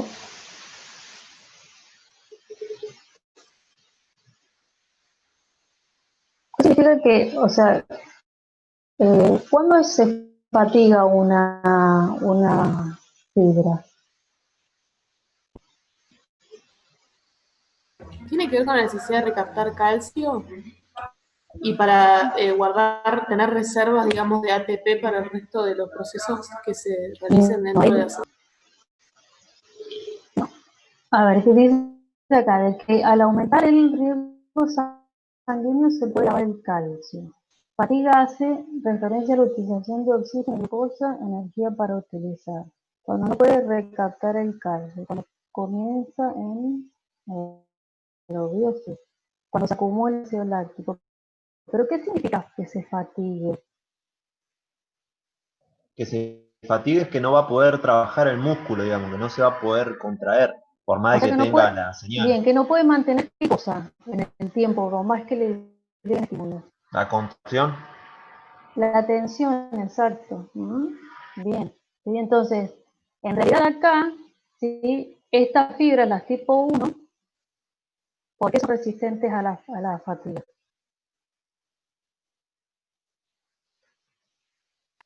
Y ahí son más resistentes, bueno, ahí decía que era por el tema de que tenían buena vascularización y eso, pero también porque el tiempo de contracción es más lento, no consume tanto ATP la contracción, entonces puede mantenerse más tiempo contraído principalmente por la actividad miocina ATPasa lenta o baja. Bien. Bien, pero o sea, es un conjunto en realidad de todas las características que tiene la tipo 1, generan o favorecen que sean resistentes a la fatiga, ¿sí? No una sola característica o dos. Primero, que al estar bien irrigadas, ¿sí? Les llega buen aporte de oxígeno, que es el que va en realidad a ser cedido por la mioglobina, porque tienen mucha cantidad de mioglobina. Y además, como tienen un metabolismo oxidativo, va a poder metabolizar, ¿sí? Esos triglicéridos con ese oxígeno en realidad que está llegando. ¿Estamos? Ahí dice, cuando cae la depleción de glucógeno se produce la fatiga en las fibras tipo 2 porque son glucolíticas y como las fibras tipo 1 tienen capacidad, pueden mantenerse en actividad. Bueno, sí, en realidad pueden mantener más la tensión, ¿sí? Las de tipo 1, por todas estas características que tienen, ¿sí? Bueno, entonces,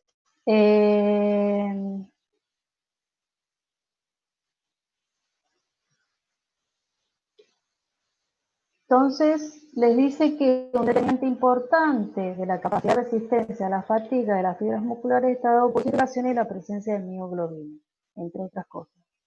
El promedio del músculo esquelético en reposo tiene un flujo sanguíneo de 1 a 4 mililitros por minuto por 100 gramos de tejido, es decir, 20% del gasto cardíaco, llegando a un máximo de 50 a 100, dependiendo de la actividad que realice y el tipo de músculo. O sea que casi un 80% del gasto cardíaco, de 20-80% puede pasar cuando se realiza una actividad.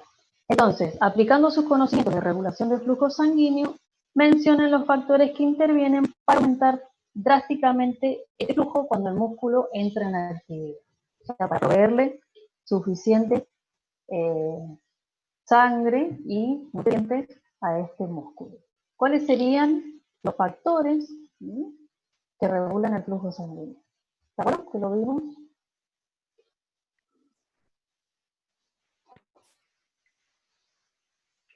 ¿Cuáles serían? Los mecanismos. ¿Qué tipo de factores? ¿Puede ser el aumento de adenosina? Bien, pero así, en general, ¿cómo los podemos dividir? Locales y sistémicos.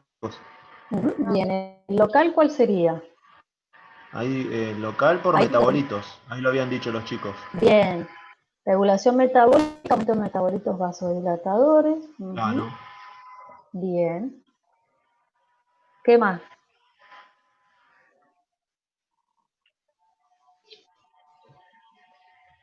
¿Eso entra dentro de la autorregulación del flujo? Sí.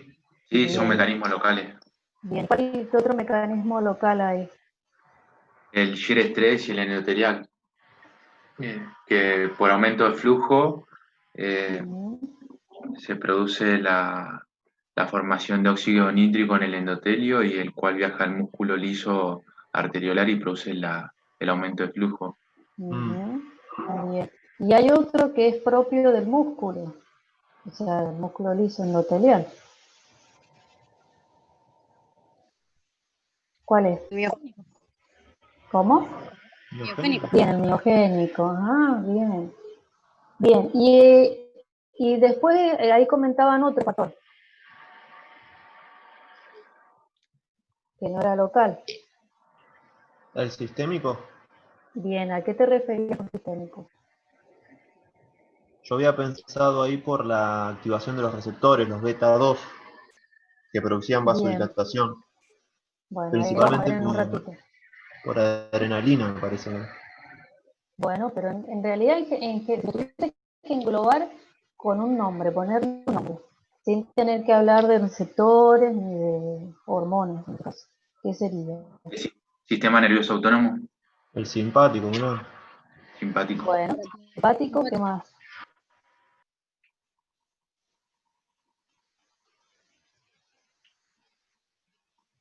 En realidad es el neurohumoral. La angiotensina 2 también es un potente vasoconstrictor. Bueno, sí, pero bueno. Por eso les digo que hay que englobarlo, si lo tuviesen que englobar en un solo nombre, ¿cómo lo diría? Lo que usted dijo, neuroendocrino. Neurohumoral. Bien. Neurohumoral. Bien. O sea, profe, para este Entonces, punto tenemos que dividirlos en locales y sistémicos y ahí especificar. Claro, exacto. ¿Sí? Muy bien. Entonces, se adjunta una tabla donde hay un cuadro comparativo del mecanismo de regulación del flujo en distintos tejidos. A partir de él extraiga la información necesaria para verificar su conclusión respecto al músculo esquelético. Entonces, tenemos esta tabla que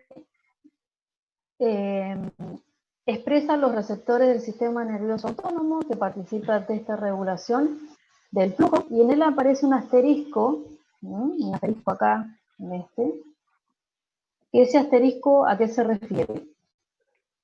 A que los receptores beta-adrenérgicos en los vasos que irrigan el músculo no están inervados, y señala que la adrenalina dilata y que la noradrenalina contrae el vaso. ¿Sí? Ahí lo tenemos.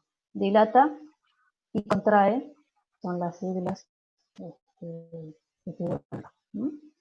Entonces, ahora vamos a ir respondiendo aplicando esta información, o sea, analizando la tabla y con el conocimiento de los subtipos de receptores adrenérgicos, hace lo que no corresponde. Dice, la adrenalina llegada ¿de dónde? Adrenalina Suprarrenal. de las suprarrenales, bien, por efecto sobre los receptores Beta 2. Producen Vasodilatación. Bien, producen vasodilatación. Ahí dice, no me queda claro la explicación del asterisco en base. Claro, no están inervados, no reciben inervación.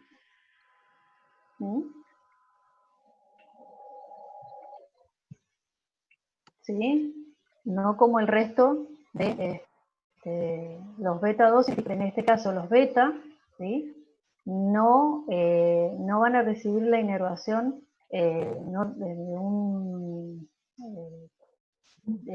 o sea, tanto la adrenalina o la noradrenalina no van a venir, ¿sí? Por una terminación nerviosa. Ahora les voy a mostrar. Sería como que el efecto. El simpático no tendría actividad sobre ellos, digamos. Exactamente. El simpático sobre los vasos musculares. Actúa sobre los beta. ¿Sí? ¿Estamos? Bueno.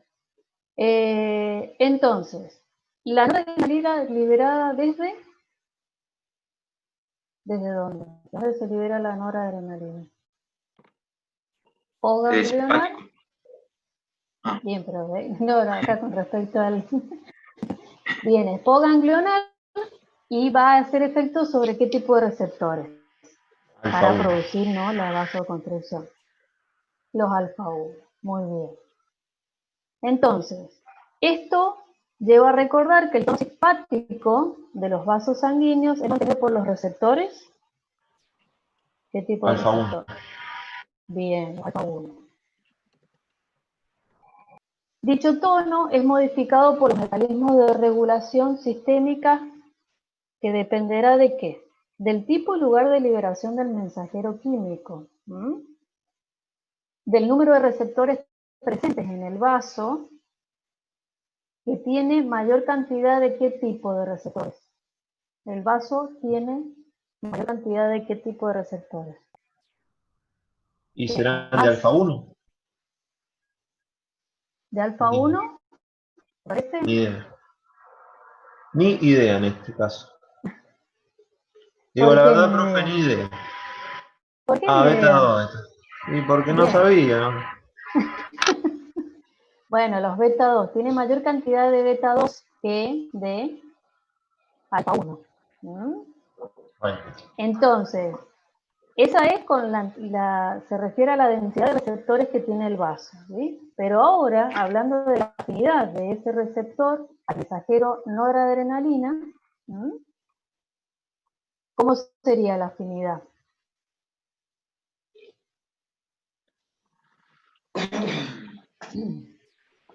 Acuérdense, la noradrenalina que es... Será más sobre alfa 1, es así. Va por los alfa 1.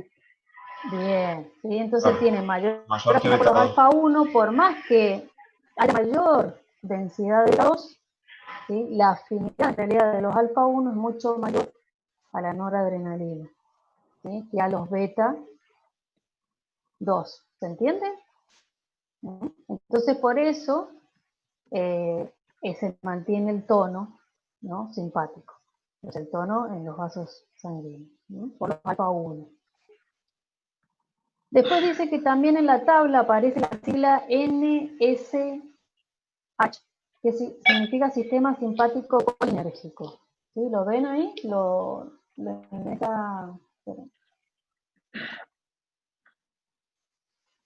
¿Sí? Ahí aparece este sistema que en realidad ¿qué efecto produce sobre el músculo?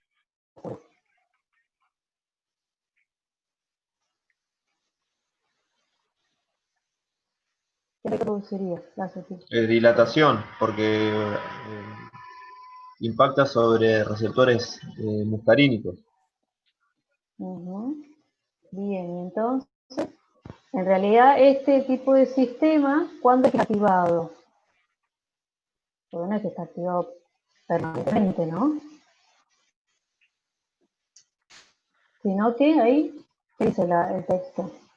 Como mecanismo anticipador del ejercicio. Bien, anticipatorio por tanto actividad física como emociones intensas. ¿Sí? Entonces lo que va a hacer en realidad, ¿sí?, estas aferencias a los vasos actúan sobre receptores muscarínicos y están reguladas de niveles superiores como el corte, el hipotálamo, y su activación intensa resulta en un aumento o una caída de la presión arterial. Y si liberan acetilcolina, yo pensé que iban a disminuir la presión. Bien, te dice que qué efecto produce. Son vasodilatadores. Son vasodilatadores, entonces, ¿aumentan o disminuyen la presión arterial? Lo disminuyen. Disminuyen. Entonces, por ahí puede llegar a producirse un desmayo, ¿no? En una emoción intensa o en una actividad física muy grande. Entonces, cuando el músculo está en actividad, tiene una influencia principalmente en la regulación metabólica local, cuyo efecto es la vasodilatación, por lo que dijimos, para que le pudiera llegar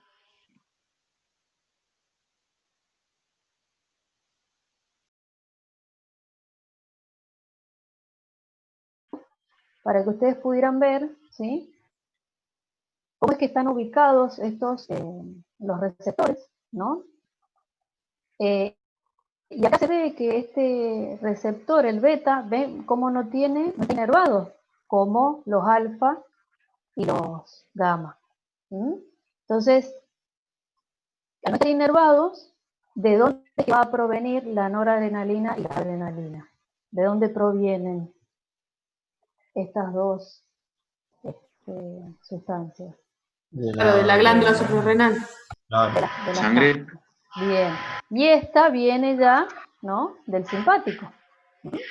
¿Estamos? Bien. Y acá también tenemos,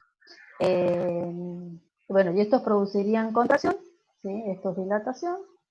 Y después habla de todos aquellos metabolitos o vasodilatadores que vienen, que son locales, van a actuar sobre los distintos receptores. ¿Sí? ¿Estamos? ¿A qué te refieres con sería acción parácrina? Avi, ¿a qué te referís? ¿En cuál de estas? ¿De dónde se liberarían para esa acción parácrina? A nivel de los receptores beta, ¿cómo sería la acción? No, en realidad no es. Esta noradrenalina y adrenalina, ¿de dónde provienen? ¿De dónde pueden provenir? ¿La adrenalina de dónde dijimos que provenía? De la suprarrenal. Bien. Y en realidad un 20% de la noradrenalina proviene también de ¿dónde?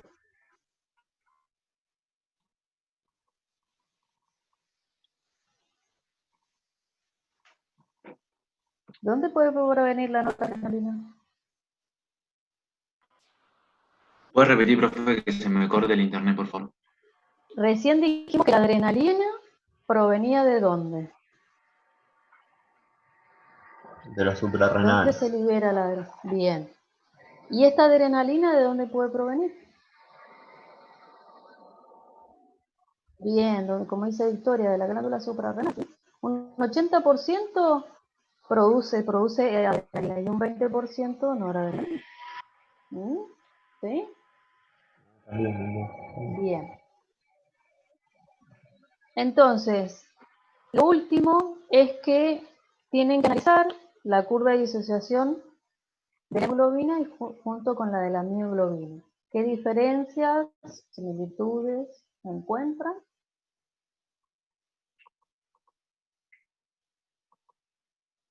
En el caso de la mioglobina, ¿qué tipo de afinidad tiene por el oxígeno? Y la hemoglobina, ¿cómo sería? Y la relación con la fisiología del músculo durante la contracción intensa. Bien, la mioglobina tiene mayor afinidad.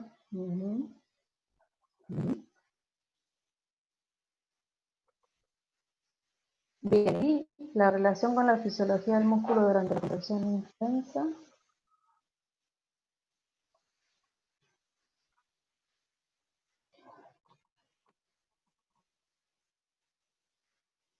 Bien, pero ahí, Emiliana, cuando hablas por qué se ve menos oxígeno a los tejidos, ¿qué pasaría qué pasa cuando el músculo se contrae de manera intensa? Primero, ¿la mioglobina dónde está? Presente en músculo. La fibra muscular. Bien. ¿Y entonces?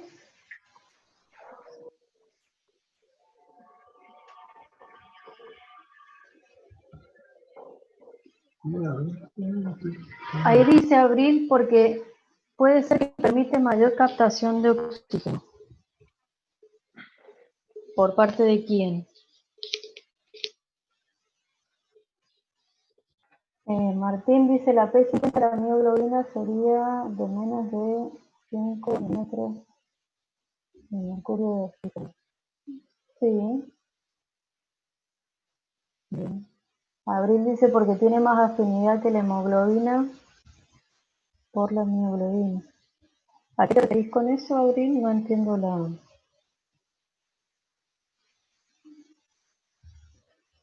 En realidad, Juliana, la mioglobina,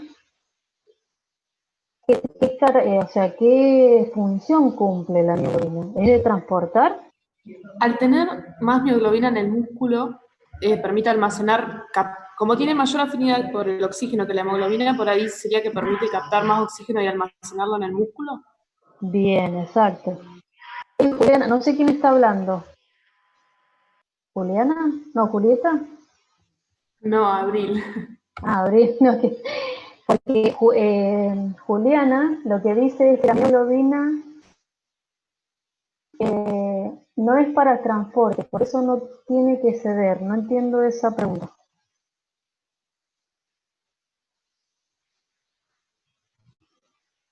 Esto me refería a una pregunta que hizo una compañera de que si tenía, a ver, no encuentro la pregunta, pero era como que la mioglobina no tiene que ser nada porque en realidad no transporta.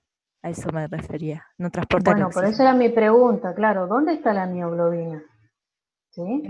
¿Dónde está ubicada? ¿Cómo? En el músculo.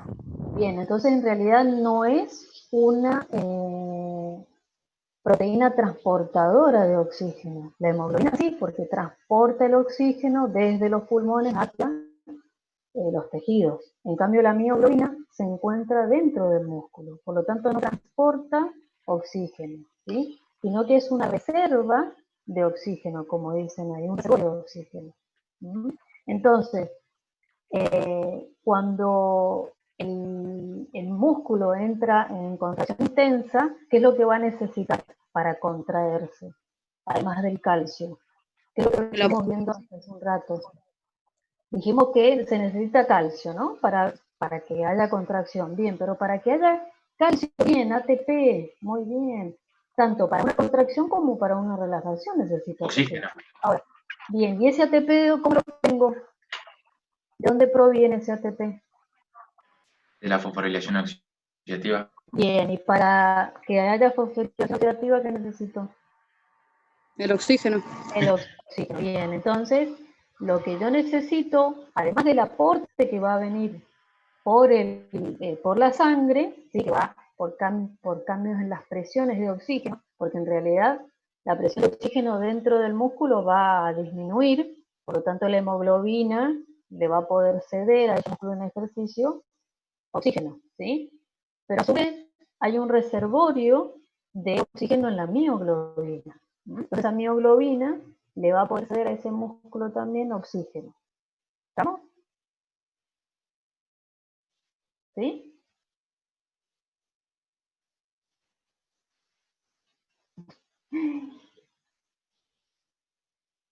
Bueno, bien. Bueno, entonces, ¿les quedó alguna duda? Exacto. No, o sea, la hemoglobina sí le cede oxígeno al músculo y a su vez la mioglobina lo capta.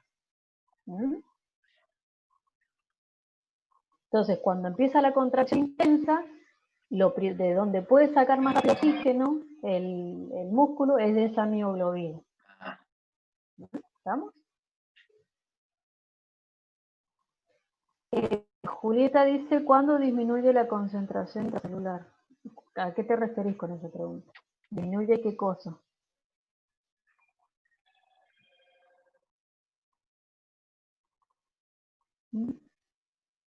No, quedó cortada la pregunta. Lo que preguntaba es que cuándo libera el oxígeno la mioglobina, cuando ya no queda más, digamos. No, cuando en realidad empieza a bajar la presión de oxígeno dentro del músculo, claro. Y la mioglobina empieza a liberar el oxígeno, y después luego la hemoglobina de la sangre le libera oxígeno al músculo. Y la mioglobina lo capta y así, ¿no? Está bien, gracias. ¿Estamos? Bueno, ¿tienen alguna duda? Yo sé que era largo este práctico.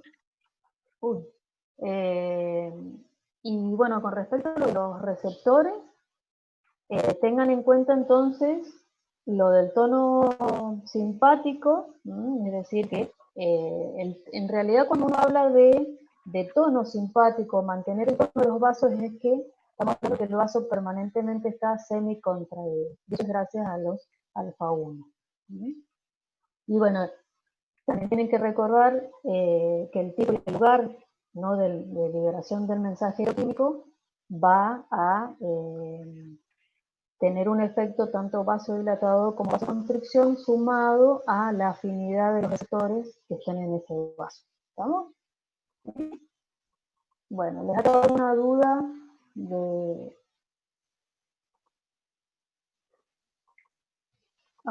el punto 5. Vamos a ver cuál era. Punto 5. Espérame que... ¿No te recordás cuál era el punto 5? Tengo la... Es el de la dihidropiridina, profe. Ah, este...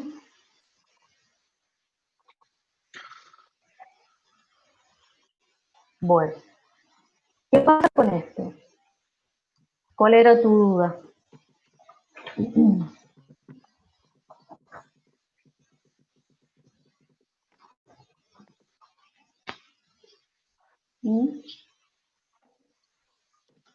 Bueno, a ver, algún compañero, ¿cómo es el funcionamiento de este complejo proteico en el músculo esquelético como en el músculo cardíaco? ¿Cómo funcionan?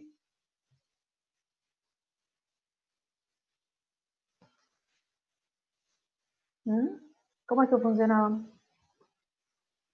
En el corazón sería que la despolarización de la membrana hace que la proteína de dihidropiridina se abra, o sea, se active, digamos, y permite el ingreso de calcio. Y Bien. ese ingreso de calcio estimula los de reanodina para que también se abran y liberen calcio desde el retículo. En cambio, o sea, ahí sería como un receptor ligando. Bien, y en este caso, ¿y en el músculo esquelético? Sería una activación mecánica porque la despolarización produce un cambio conformacional en el de dihidropiridina que abre directamente al de reanodina. Claro, porque en realidad, ¿qué diferencia hay entre este complejo y este complejo? En el músculo esquelético está acoplado directamente de manera mecánica. Están acopladas, exactamente. Entonces, un cambio conformacional en la dihidropiridina me genera la apertura de los canales de reanodina. No en este caso. ¿Sí? En este caso, la despolarización, como dice la compañera, me genera apertura del canal de dihidropiridina, entrada de calcio, y este calcio, una vez que se une a la reanodina, recién genera la apertura de este canal para que salga el calcio del retículo. ¿Sí? Entonces, por eso, si nosotros hipotetizamos que la toxina actúa a nivel del desacoplamiento del complejo proteico, ¿qué significa que se desacople? En realidad esto, ¿no? Que desacople esta unión. Dice, ¿podrá modificar los niveles de calcio necesarios para la contracción cardíaca? Y no. ¿Por qué? Porque esto no forma un complejo. En cambio, en este sí. Es una hipótesis, ¿sí? No es la función que cumple o el mecanismo de acción que genera la toxina. ¿Sí? Es una hipótesis. Eugenia dice, el músculo cardíaco no funciona como complejo, sino que actúa que cuando se estimulan. Bien, acuérdense, cuando se estimulan es porque hay una despolarización de la membrana y hace que se abra ese canal de calcio, voltaje caliente, y entre calcio, ¿no? Bien, y ese calcio se une al receptor de reanodina, permitiendo la apertura de este calcio, de este canal. ¿Estamos? ¿Sí? ¿Se entendió? Exactamente. Bien. Bien. Recuerden que el calcio, o sea, siempre va a haber una despolarización, ¿no? Por el potencial de acción que se generó, el potencial posináptico, ¿sí? Y eso genera los cambios que acabamos de ver en estos complejos proteicos. ¿Sí? Bueno, ¿alguna otra duda? Por eso nos corta la sesión, chicos. No, profe, muchas gracias. Bueno, espero que hayan entendido. Traté de poner las mejores dibujos, porque la verdad que no se veía muy bien, así que espero que les haya servido. ¿Sí? Bueno, y a poner las últimas pilas para las clases, que ya la semana que viene son las últimas clases, ¿sí?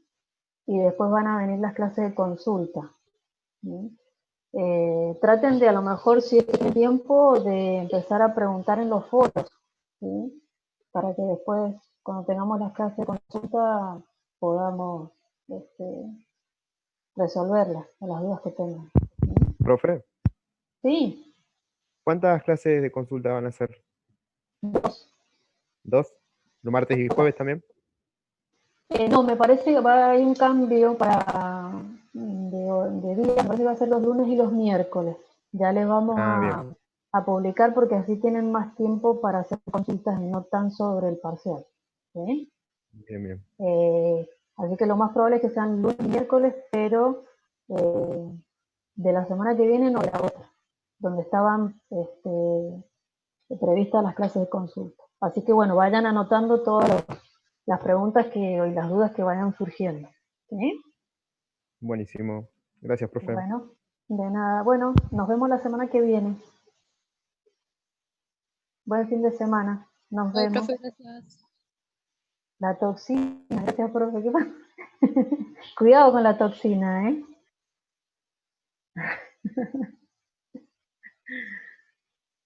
Bueno, nos vemos. Chaucito.